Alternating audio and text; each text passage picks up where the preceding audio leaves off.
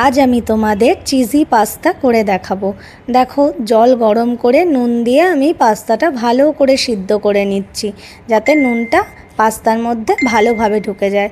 জলটা এবার ভালোভাবে ফুটে গেছে, পাস্তাটাও এবার দেখে নিতে হবে যে সিদ্ধ হয়েছে কি না, কারণ পাস্তা ভালোভাবে সিদ্ধ না হলে কখনোই খেতে ভালো লাগবে না। এবার আমি পাস্তাটা ছেঁকে নেব। তারপরে একটা কড়াই বসিয়ে ওর মধ্যে 1 চামচ বাটার দেব। আমি কিন্তু এটা তেল দিয়ে করব না, আমি বাটার দিয়ে করব। এবার বাটারটা গলে গেলে পরে এর মধ্যে আমি ছোট 1 চামচ অরিগ্যানো নেব। তারপরে ওই চামচেরই 1/2 চামচ চিলি ফ্লেক্স নেব। তারপরে এটা বাটারের মধ্যে ভালোভাবে নাড়িয়ে চাড়িয়ে এবার আমি পাস্তাটা দিয়ে দেব।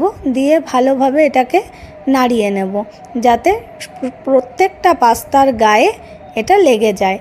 তারপরে আমি একটুখানি মেয়োনিজ নিয়ে নেব, যেহেতু এটা আমি আমার মেয়ের জন্য বানাচ্ছি তাই অল্প করে নেব। তোমরা কিন্তু চাইলে একটু বেশি করেও নিতে পারো, তাহলে ভালো লাগবে আরও খেতে। তারপরে আমি একটা পাস্তা সস পাওয়া যায়, সেই পাস্তা সসটা 2 চামচ নিয়ে নিলাম। তারপরে ভালোভাবে পাস্তার সাথে মিশিয়ে ভালো করে কড়াইয়ের মধ্যে নাড়িয়ে দেব।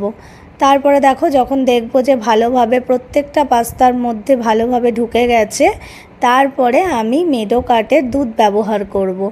তারপরে এর মধ্যে একটু ভালো করে দুধ দিয়ে দেব, যাতে এটা জুসি জুসি লাগে খেতে।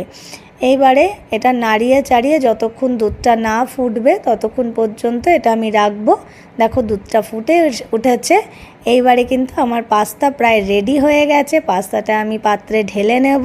ঢেলে নেওয়ার পর দেখো, তোমাদের যেহেতু লাল পাত্র তো বুঝতে হয়তো অসুবিধা হচ্ছে। এবার দেখো কত সুন্দর লাগছে, জুসি জুসি লাগছে।